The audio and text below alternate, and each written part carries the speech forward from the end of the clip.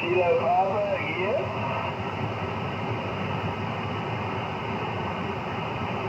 Okay, Kilo Whiskey, Zero Papa, you're 509 in Atlanta, Georgia. My name is Mike, Mike Idiot Charlie. What in the hell? His name's not Mike.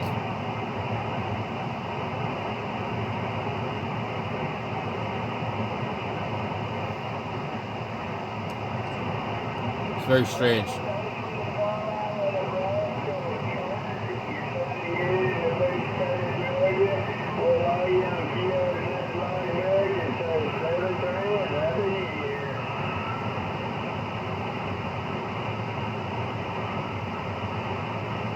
How can you go from the name Todd to Mike?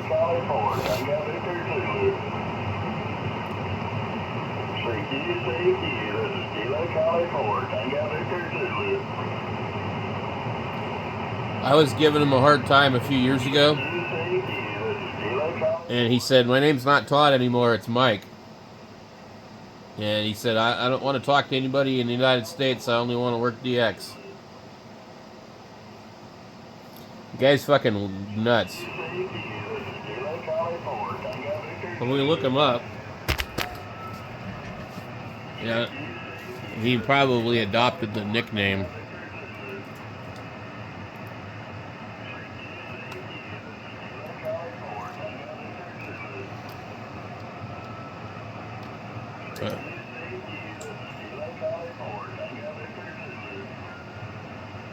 The guy's got the same picture from like 20 years ago on here.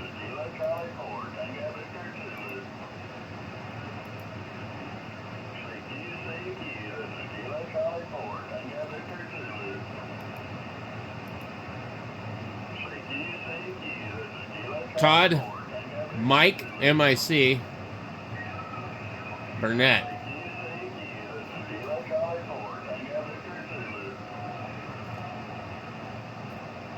$10 meters, 40 meters, 40 meters. They basically chased him off. I think he got a warning from the FCC because you don't hear him on 28.425 anymore. But he sits here on 27 and does the same old bullshit.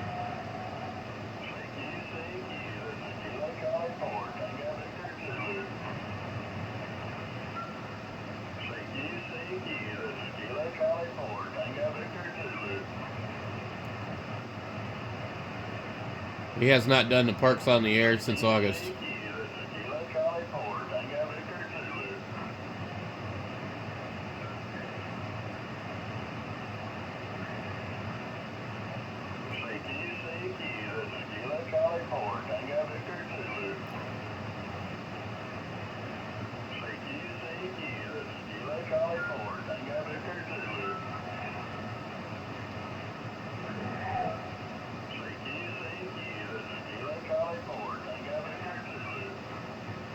Todd M. Good operator report. Holy moly. When was this? 28.425. 10:10.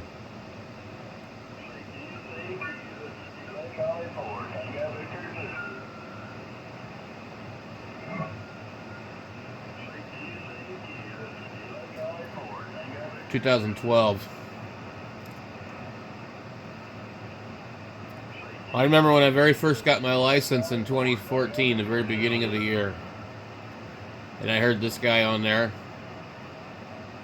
And my friend was like, oh yeah, he's a contester. You should call him. And I did. I called him. I didn't have a problem with him. But anyway. So yeah, I made contact with him a long time ago. Several contacts, actually. Never had a problem with him, but I've heard him be an asshole before to many people. You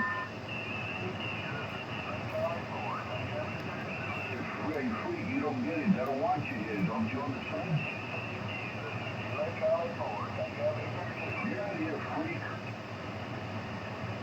Well, I don't really understand the point of sitting there calling CQ all damn day.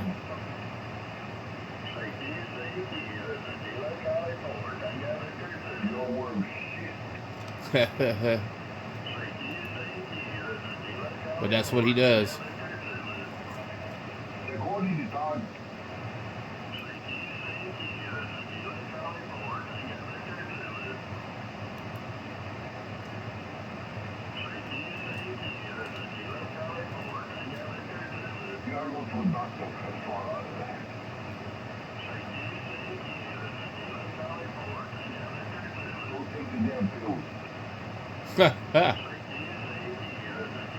This guy says this filter is hard to find. It's actually really easy to find. It's in the 817s, 857s, 897s, and the 1000 MP.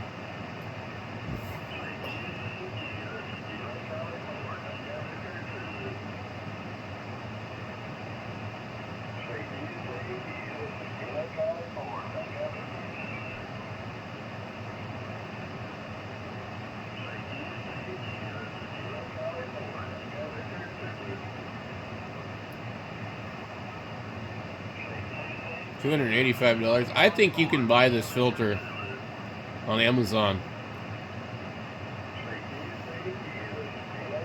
It ain't worth $285.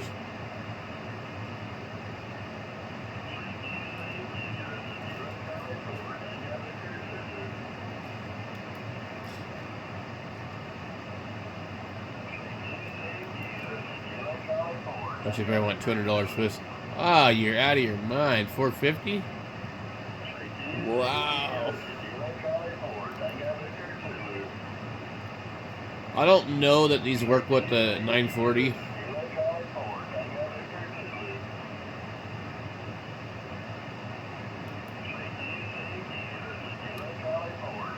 You don't usually see them for more than $250.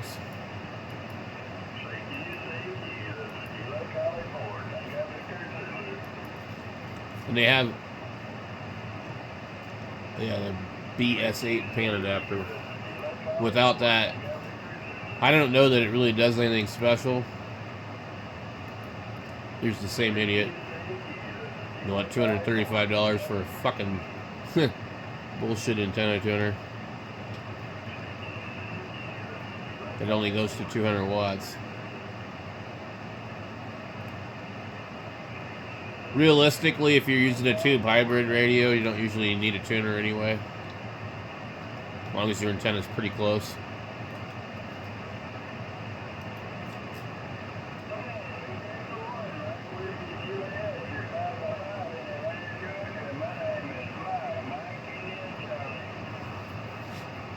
My name is Mike.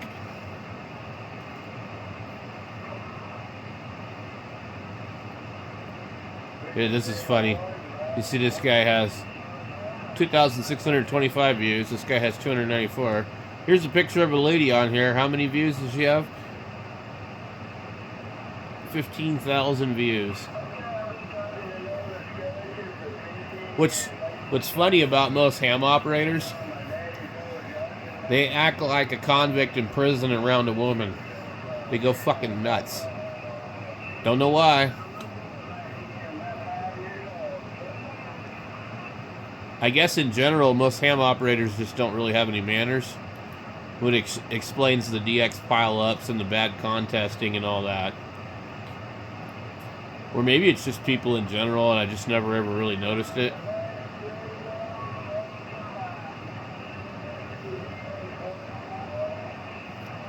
Anyway, just an observation.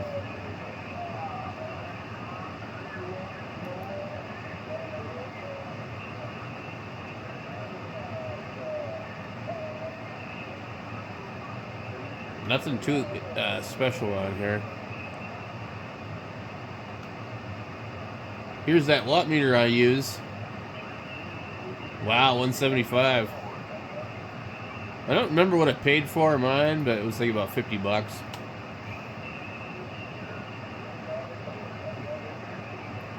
These are actually really accurate.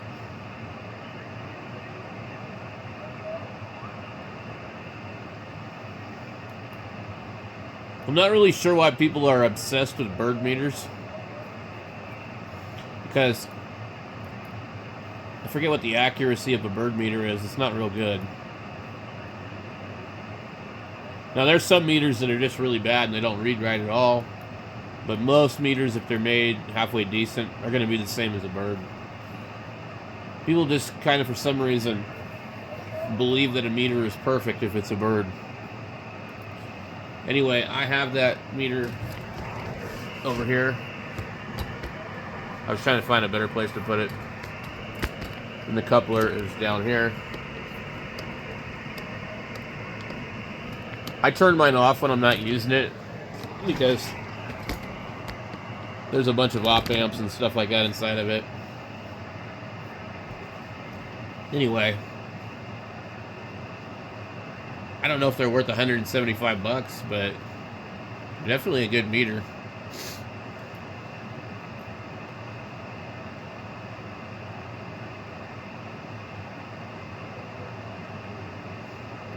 So the HTX10 is a nice little mobile radio. It's based off of the Magnum 257 by RF Limited. The problem with them is finding a good microphone that sounds okay with them. They do 1 kilohertz steps on the Radio Shack. The Magnum, you have to push a button in order to enable it. I had the Magnum 257 mobile for a long time when I first got my license.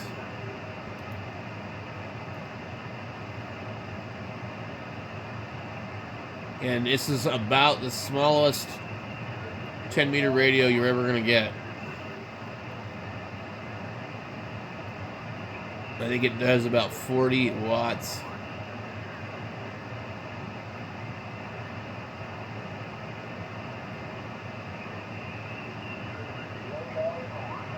And it really are a good radio. I wouldn't mind the plastic broke underneath the knob. They're usually at least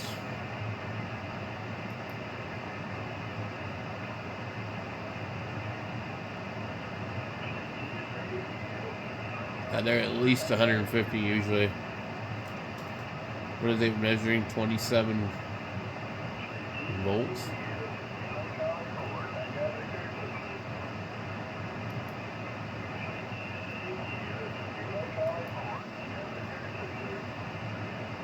$139. That's a fair price for one, but I wouldn't buy one. I'd go buy a new radio. I'd buy a Lincoln or something else.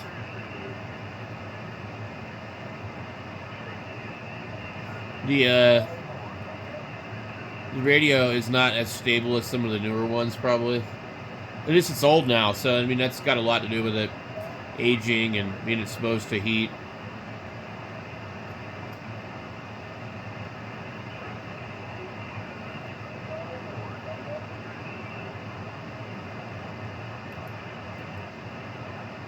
Interesting. Oh, a 765 rear panel. 765 was kind of a cool radio.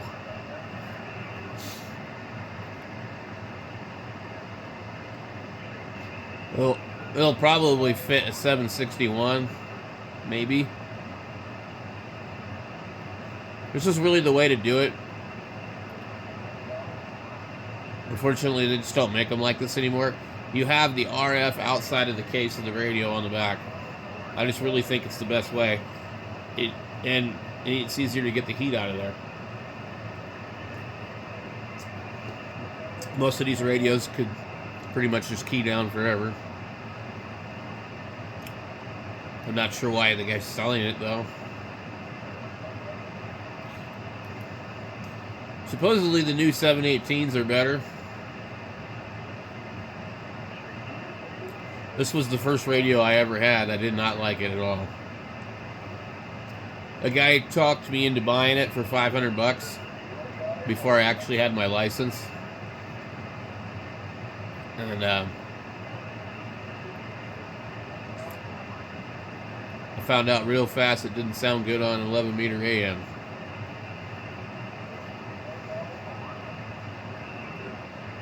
$400 is good for one of these, but I wouldn't buy one. I'd buy something else. The receiver on them is just noisy. Get a 440. Late serial number includes the optional VS1 voice synthesizer unit. Microphone, power cord, 450. I've always liked these radios. They're pretty compact. They have a really nice metal VFO knob. It's just that these buttons here I don't like. This one's in really nice shape. I don't see a bunch of scratches up at the top.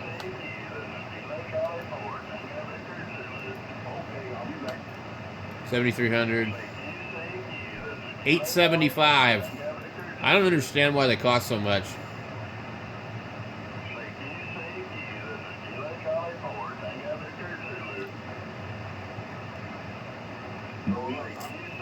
I honestly think it's probably one of the best radios ICOM's ever made.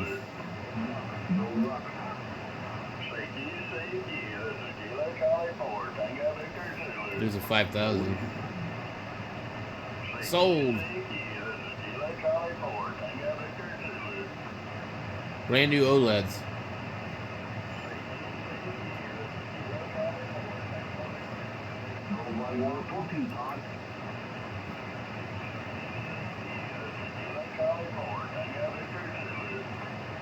This guy down the street had one of these and he died. One of the local hams tricked the family into selling it to him for a couple $100.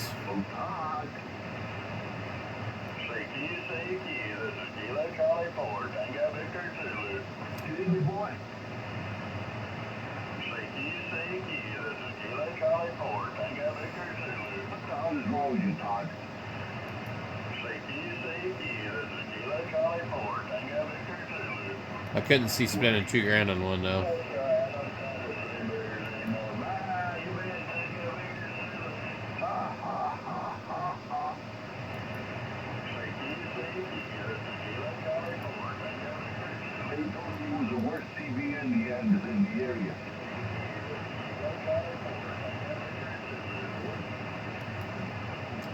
I don't know why you would pay $2,000 for that.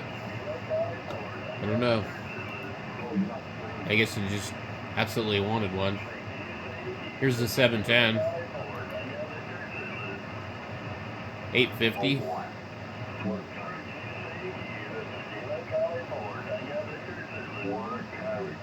M70 microphone.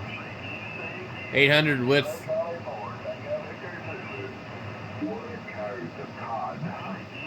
This is interesting. It says 800 with the mic, 850 without it, plus shipping.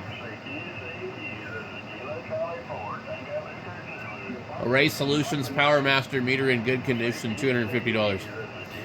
MFJ 259, $185. Alpha Delta Parallel Dipole, $99. Ameritron ALS 600 amp. I don't see what the price is. Puts out 600 watts according to the PowerMaster. It comes with the ARI 500 interface for the Yaesu 710. Also comes with the ALS 500 remote for $12.50 plus shipping. All sales are as is, and all gear works excellent.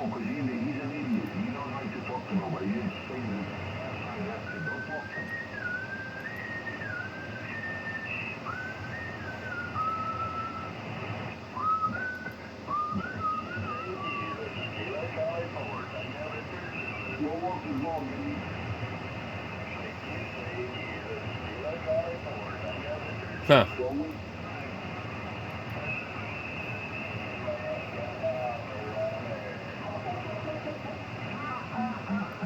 I definitely, personally, guys, don't want any more tube amplifiers. But I have 3 or 4 of them. It's just that, like, the cost of the tubes are so expensive now. Here's a Zygu 6100. Sold it for $350. That's a really good deal. I do not have general license. I only use this for receive on an InFed half-wave antenna. I did use this for FT8 on 10 meters and 6. Really enjoyed listening with radio, but purchased an ICOM 705 and use that more with the 2 meter 440 TX RX. Yeah, I see that happen a lot.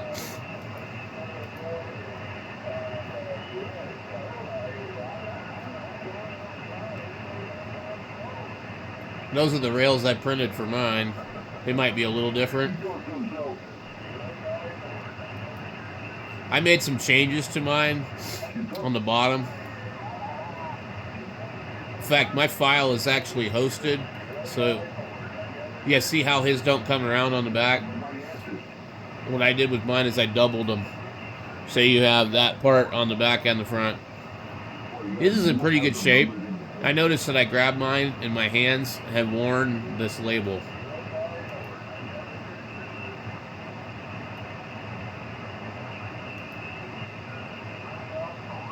What is this? Interesting. He's got a heat sink zip tied to the power supply. And I don't know what that is.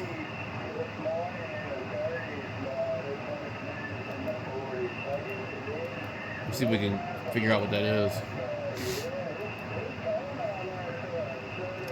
I guess it must be for the radio. The radio does get warm. Oh my God. So I've got a Bluetooth speaker for mine. I don't know if the radio can do that or not. The problem is the Bluetooth speaker that I recently got is bigger than the radio.